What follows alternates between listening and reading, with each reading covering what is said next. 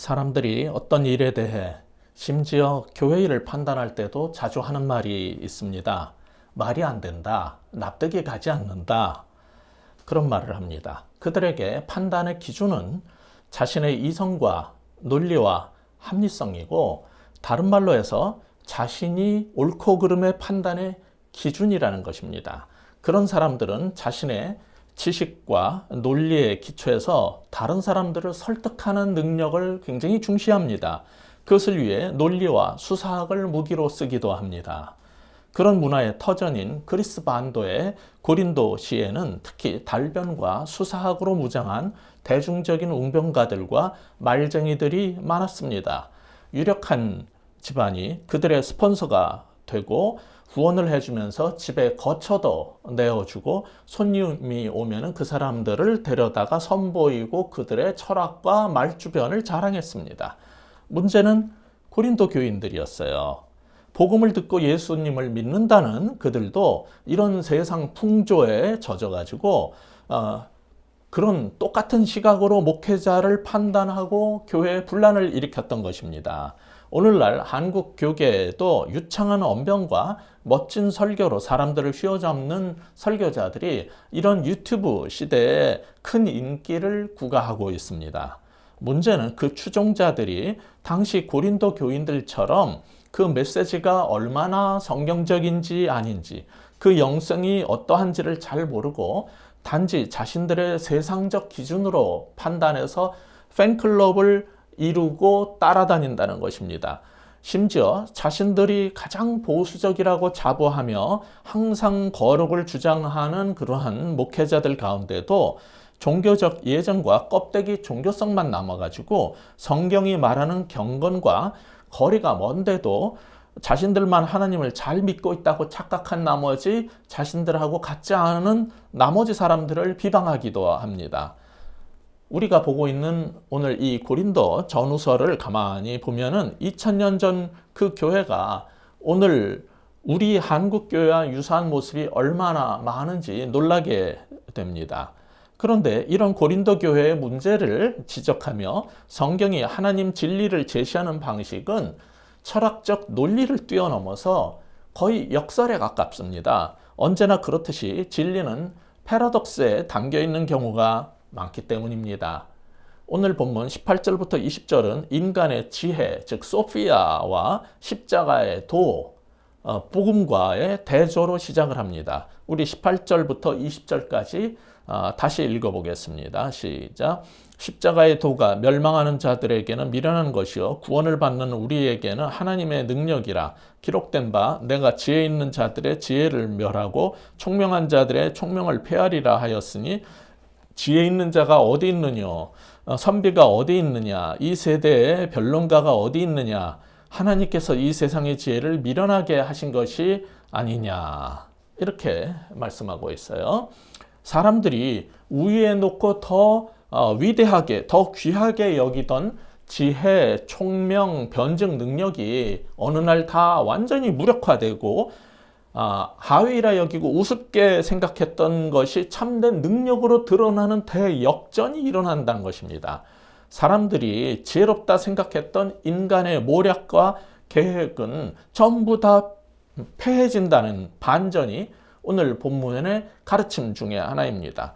그래서 20절을 보면은 이게 이제 이사야 19장 11절, 12절에서 가져온 거예요. 그걸 인용한 겁니다. 이사야 19장 11절이 이렇게 되어 있어요. 소안, 이 소안이라는 것은 이집트 북쪽에 있는 타니스라는 지역입니다. 이 소안의 방백은 어리석었고 바로의 가장 지혜로운 모사의 책략은 우둔하여졌으니 너희가 어떻게 바로에게 이르기를 나는 지혜로운 자들의 자손이라, 나는 옛 왕들의 후손이라 할 수 있으랴.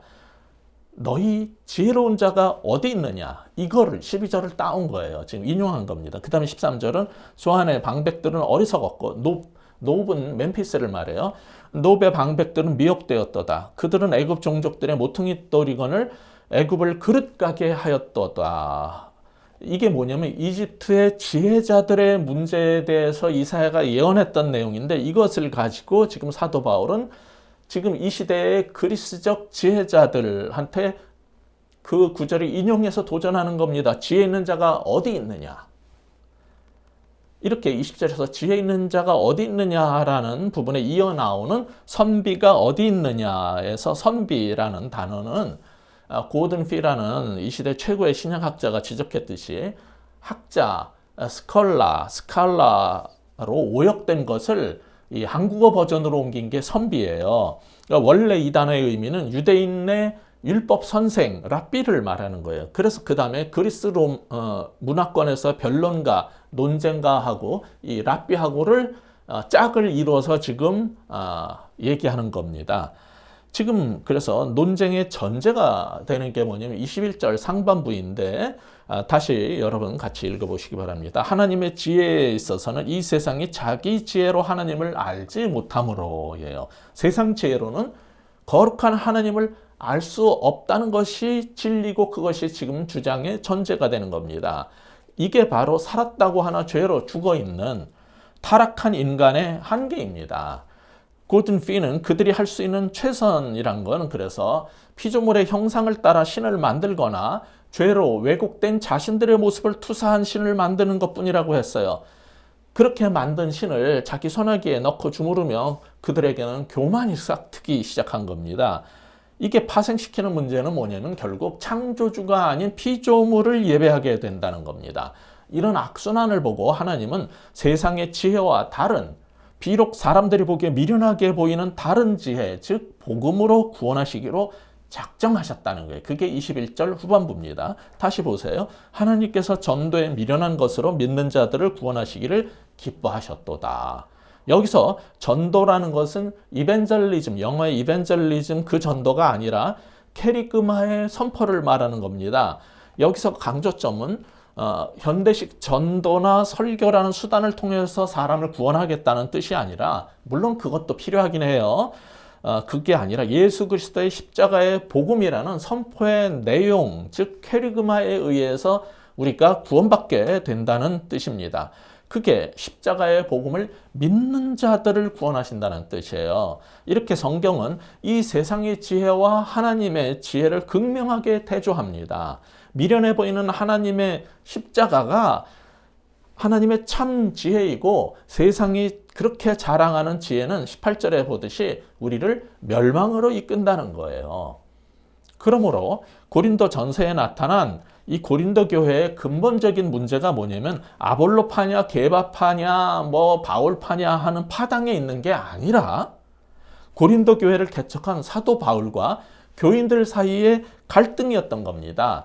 그 갈등은 기독교인이라는 사람들이 세속적 가치관에 물들어가지고 복음을 전하고 교회를 개척한 참 목자인 바울을 우습게 생각하고 바울의 사도권을 의심한 것으로 표출된 거예요. 그들이 물든 이 세속적 가치관은 진리에 대한 가르침에는 반드시 지혜 소피아가 수반되어야 하고 수사학적 기교도 있어야 되는데 이 아폴로 같은 신진그룹의 목회자들과 달리 자신들의 목사인 바울에게는 그게 부족하다고 여기게 된 거예요. 이에 대한 사도 바울의 응답은 당신들이 좋아하고 세상에 추구하는 그 지혜는 멸망의 지름길이라고 선언한 겁니다. 로마 교인들한테는 로마서 1장 22절에서 그걸 어떻게 표현했냐면 스스로 지혜 있다고 하나 어리석게 돼요. 이 같은 것들이에요, 다. 하나님은 사람들이 자랑하는 지혜와 자만을 미련한 것으로 역전시켜 버리십니다. 따라서 오늘 본문의 첫 번째 교훈은 이것입니다. 우리가 추구하는 지혜와 명철이 가장 미련한 길임을 알라는 거예요. 우리가 그토록 추구하는 지혜와 명철이 사실은 가장 미련한 길이라는 사실을 아시기 바랍니다. 역사의 아버지라 불리는 헤로도토스는 모든 그리스 사람들은 모든 종류의 배움을 갈망했다라고 기록했지만 저는 우리 한국 기독교인들만 할까 하는 생각이 듭니다. 요즘에는 끊임없이 새로운 걸 배우러 다니기에 목말라 했던 한국 교인들의 모습도 그나마 점점 사라져가고 있죠. 그런데 우리 한국 사람들이 어떤 사람입니까? 세계 최상급 교육열과 세계 최고의 대학 진학률을 보였던 것처럼 그렇게 교육에 공부에 목말라 있는 사람들이에요. 그렇기 때문에 기독교인이 돼도 지난 30년간 한국 교회를 보면은 각종 성경 공부 셈이나 각종 제자 훈련을 그렇게 쫓아다녔는데 문제는 우리 한국교회는 왜 건강하지 못했냐는 거예요.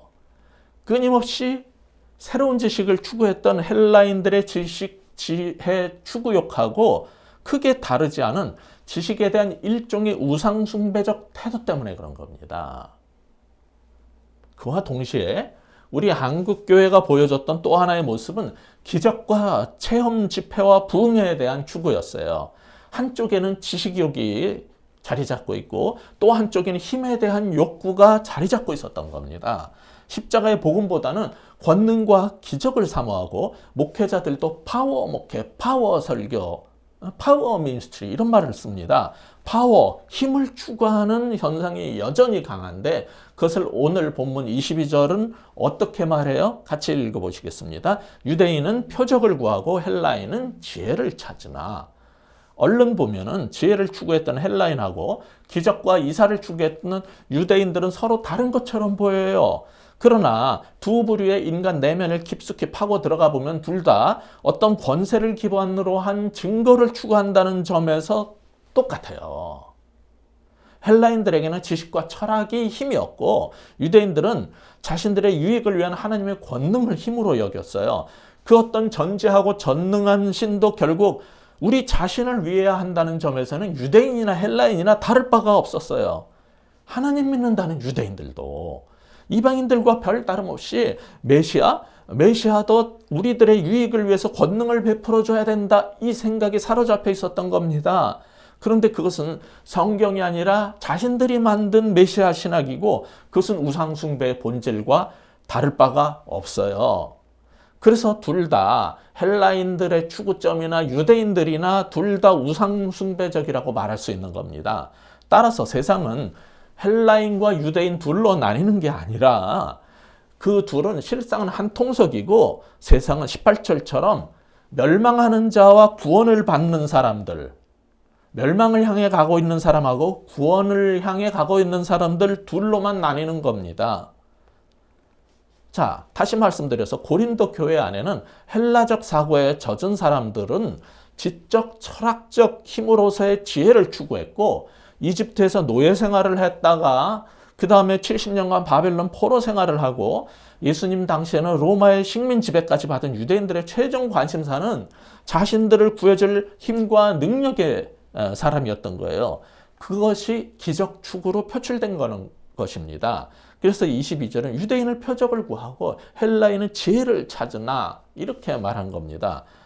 이게 오늘날 우리 한국교회나 미국교회에 교묘하게 나타나고 있는 게 기복신앙입니다. 성령의 권능을 외치고 승리와 성공에 대한 갈망이 마치 신앙생활하는 목적처럼 보입니다. 그들은 자신들만이 가장 보수적이고 정통이라고 생각을 하지만 실은 축복과 번영신학의 탈을 쓴 세속적 종교인들입니다. 그들은 십자가의 복음만 외치는 사람들을 비웃고 니네들 그러니까 교회가 부흥을 못하고 성공을 못하는 거라고 조롱합니다. 목회자에 대한 교인들의 관점도 마찬가지예요. 목사의 영성과 말씀에 대한 깊이 있고 바른 해석 역량보다는 세상 잣대로 판단하는 교인들이 많습니다. 그 목사님은 박사학위가 있대. 그러니까 항상 사람들이 생각하는 게 박사학위, 신학이 아니라 옛날에 학부에 스카이를 나왔냐 아니냐 이런 거. 세상에서 명망 있는 유명 인사 출신이냐 아니냐. 그 사람이 말을 잘하냐, 설득력 있고 언변 좋은 목사냐 아니냐. 이런 걸로 높이 평가하지 동네 교회에 주님께서 세우신 참목자와 선지자들이 있어도 그들을 존중하지 않습니다.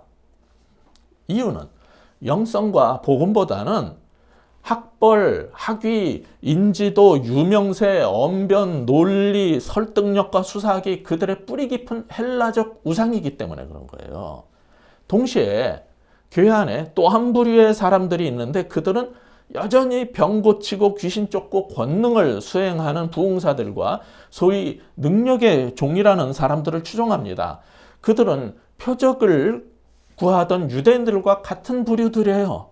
문제는 전광훈처럼 자기가 하나님의 모든 권능을 다 갖고 있는 척하고 하나님도 나한테는 꼼짝 못한다라는 사람들이 그렇게 권능을 주장하는 부흥사들과 그들의 교회가 가장 타락했고 세상에서 하나님의 이름에 먹칠을 하고 기독교를 망치고 있다는 겁니다. 그들은 경건한 척, 거룩한 척, 각종 종교적, 성경적 그 언어와 수사를 다 동원하지만은 실상은 권력과 돈을 추구하고 가장 타락한 가장 우상숭배적인 사람들이에요. 따라서 본문의 두 번째 교훈을 여러분이 분명히 아셔야 됩니다. 무엇입니까? 우리가 추구하는 권능과 기적은 우상숭배로 이끈다는 걸 알라는 겁니다. 첫 번째 보였어요? 우리가 추구하는 지혜와 명철이 가장 미련하다는 사실을, 미련한 것이라는 사실을 알라고 했어요. 두 번째, 우리가 추구하는 권능과 기적은 결국 우리를 우상숭배로 이끌고 만다는 것을 알아야 한다는 겁니다. 피조물이 자신들의 선을 넘어서 신적 지혜와 신적 능력인 기적을 그렇게 추구하는 이유 중에 하나는 하나님의 영역, 신적 영역을 엿보고 싶고 그 속에 들어가 보고 싶은 교묘함이 숨어 있는 겁니다. 근데 생각해 보세요. 예수님은 필요하다면 물로 포도주를 만드시고 죽은 자를 살리는 능력의 소유자여 기적의 사람이었지만 사람들이 원한다고 기적 집회를 열어주지 않았어요. 게다가 십자가 처형을 앞두고 자신을 위해서는 그 능력도 기적도 쓰지 않으셨어요. 왜 그러셨을까요? 그걸 생각해 봐야 된다는 겁니다. 오늘 본문의 사도 바울도 안진뱅이를 일으키기도 하고 바울의 그 손수건만 얹어도 병이 낫는 일들이 벌어졌었고 귀신이 쫓겨나는 능력을 행했던 기적의 사람이었지만은 사람들이 원한다고 기적을 남발하지 않으셨어요. 심지어 자신의 몸에 있는 가시라고 표현된 그 병을 고치기 위해서도 기적 치유의 능력을 쓰지 않으셨어요. 다만 기도만 했어요. 근데 왜 사도보다 예수님보다 더 기적을 추구하고 능력을 원하는 겁니까? 지금도 지혜를 추구하는 사람과 힘을 추구하는 이 세상적 사람들, 그리고 복음이라는 이 두 세계는 십자가 위에서 여전히 충돌하고 있는 겁니다. 그런 사람들에게 오늘 본문 23절은 무엇이라고 합니까? 같이 읽어보겠습니다. 우리는 십자가에 못 박힌 그리스도를 전하니 유대인에게는 거리끼는 것이요 이방인에게는 미련한 것이로되. 십자가에 못 박힌 그리스도는 이스라엘을 로마의 식민 지배에서 구해줄 전능하신 메시아를 대망했던 유대인들에게는 한심한 얘기였어요. 왜냐? 신명기 21장에 의하면 나무에 달린 사람은 하나님의 저주 아래에 있는 사람이라고 그렇게 율법이 말하기 때문에 어떻게 그런 예수가 우리의 메시아일 수 있냐? 그들은 도저히 받아들일 수가 없었고 지금도 못 받아들이는 겁니다. 또한 인간의 이성과 합리성과 논리성에 기초해서 전개하는 철학과 초인적 지혜의 관점에서 세상을 바라보는 그리스 사람들, 또한 이제 로마 제국의 강함과 능력과 승리만이 미덕인 사람들에게 십자가란 치욕과 패배를 얘기하는 거였어요. 게다가 죽은 자가 사흘 만에 다시 살아났다고? 이건 정말 말도 안 되는 몰이야. 즉 미련한 소리라고 그들은 생각했던 겁니다. 그러니까 십자가와 부활의 복음은 인간적인 유대인과 헬라인 양측에게 모두 먹혀 들어가지가 않았어요. 사실 종교적으로만 보면 복음이 오히려 기독교 확장에 스캔들 걸림돌로 여겨질 정도였어요. 그런 사람들에게 23절 말씀은 단지 능력과 무능력 혹은 힘과 약함을 대조하려고 하는 게 아니라 능력과 십자가를 대조하면서 십자가의 복음만이 유일한 참 진리라는 사실을, 참 능력이라는 사실을 제시하려고 하는 겁니다. 즉 능력과 기적의 반대는 무기력과 약함이 아니라 뭐라고요? 복음이라는 거예요. 십자가이고 복음이라는 거예요. 고린도 교회는 현대 한국교회 모습의 원형이라고 아까 말씀드렸는데 사도는 교회 안에 자리 잡고 있는 이 두 부류의 우상숭배자들에게 십자가에 못 박힌 그리스도라는 캐리그마, 복음만이 참 지혜요, 참 능력이요, 유일한 대안이라고 지금 역설하고 있는 거예요. 사실 보세요. 세상에서 우리 사람들을 구원하고 변화시키고 세상을 바꾸는 것은 지혜도 기적도 아니라 십자가의 복음 아닙니까? 그래서 사도 바울은 2장 4절에 가시면은 자신이 사역을 할 때도 복음을 선포할 때도 설득력 있고 지혜로운 언변, 즉 레토릭을 쓰지 않고 그걸 몰라서가 아니라 그것보다는 오직 성령의 나타남과 능력으로 해서 성도들이 하나님의 참된 능력 위에 기반을 둔 신앙생활을 하도록 만들려고 애를 썼던 겁니다. 이처럼 성경은 세상이 생각하는 것과 완전 다른 역설로 가득합니다. 사람들이 더 우위라 생각하고 더 귀하게 여겼던 것하고 하위에 있다고 생각하고 우습게 여겼던 것이 하나님 나라에서는 다 역전돼 버리는 거예요. 그래서 반전의 드라마인 이 성경의 결론이 무엇입니까? 먼저 24절을 같이 보시겠습니다. 시작. 오직 부르심을 입은 자들에게는 유대인이나 헬라인이나 그리스도는 하나님의 능력이요 하나님의 지혜니라. 무엇이 최고의 지혜고 무엇이 가장 강력한 능력이라고요? 그 당시 사람들이 추구하던 소피아도 지혜도 그리고 능력, 기적, 파워도 아닌 사람들이 가장 미련하다고 생각하는 복음, 십자가에 못 박힌 그리스도가 참된 하나님의 지혜요 하나님의 능력이라고 24절이 말하는 겁니다.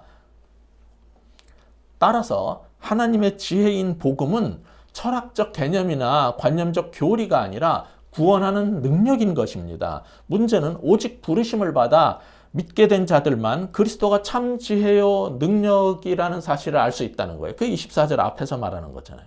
이때 믿는다는 것은 단지 지적 동의를 말하는 게 아니라 전적인 신뢰를 드리는 모험을 감행하는 거예요.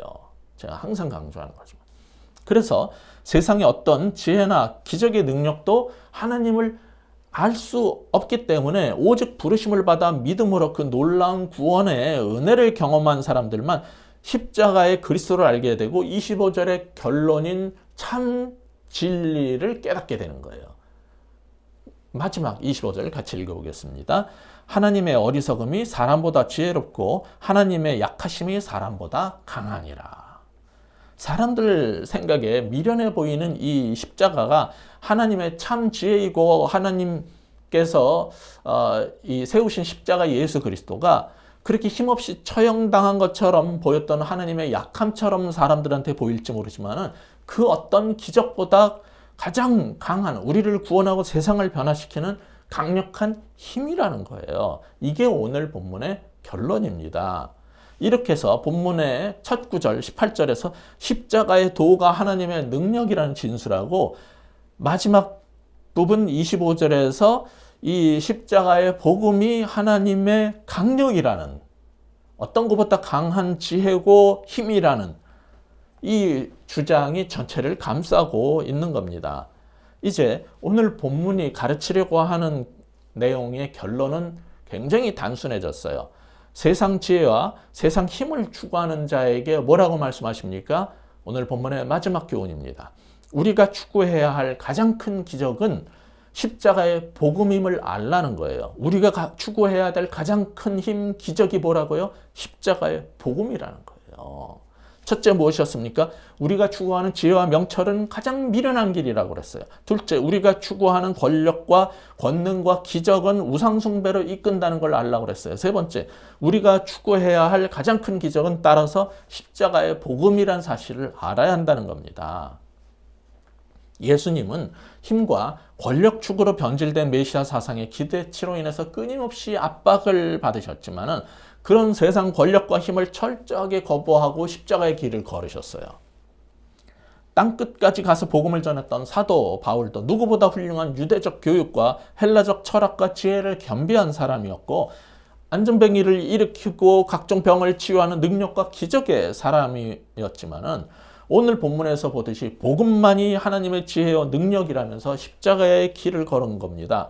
그래서 헬라인이나 유대인 모두에게 그렇게 거부당하고 끊임없이 핍박을 받았던 거예요. 그런데도 오늘날 교인들은 십자가의 복음보다 기적을 원하고 장로들은 십자가의 섬김보다 권력을 추구하고 자리를 추구하고 목회자들도 십자가의 복음보다 파워 목회 타령을 하고 교단의 노회장이 되고 총회장이 되고 뭐 유명한 사람이 되려고 하는 이런 것은 도대체 뭡니까? 너무나 낯뜨겁고 부끄러운 일들이 아닐 수가 없어요. 우리는 왜 그렇게 세상적 지혜, 지식을 한쪽으로 추구하고 또 다른 쪽으로는 기적과 능력을 추구하고 있는 겁니까?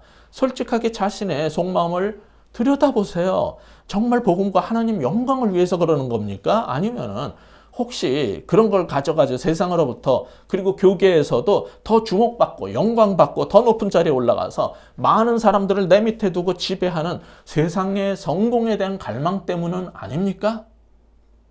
그렇다면은 여러분은 십자가의 길과 반대편으로 걸어가고 있는 겁니다. 그래서 오늘 본문은 하나님 말씀은 우리에게 묻습니다. 당신은 기적, 즉 힘과 권력의 추구자입니까? 아니면은 십자가 복음의 사람입니까? 이제 우리가 응답해야 할 것입니다. 기도하겠습니다. 하나님 아버지, 우리는 그토록 성경을 알기를 원하고 교리를 알기를 원하고 신적 지식을 사모하고 지혜를 원한다고 하지만은 그것을 힘으로 삼아서 남들을 제압하고 누르고 잘난 척하려고 하는 것은 아닌지, 헬라인들이 그렇게 추구했던 지혜의 욕구가 우리 속에 우상으로 자리 잡은 것은 아닌지 들여다보게 하여 주옵소서. 또 유대인들이 그렇게 표적과 기적을 추구한다고 비웃는 우리들조차 여전히 정말 예수 좀 믿고 장로가 되고 유명해지면은 권력을 추구하고 세상으로 나가고 또 교회 안에서도 어떻게 하든지 권력의 자리, 위원장과 또 결정하고 지배할 수 있는 위치, 노회와 총회의 자리로 나가려고 하는 모습을 보이는 이러한 불쌍한 모습 속에서 하나님, 십자가가 어디 갔고 복음이 어디 갔는지 그렇게 입으로만 십자가 타령하는 우리들을 불쌍히 여겨주시고 우리 자신의 모습을 다시 들여다보게 하여 주옵소서.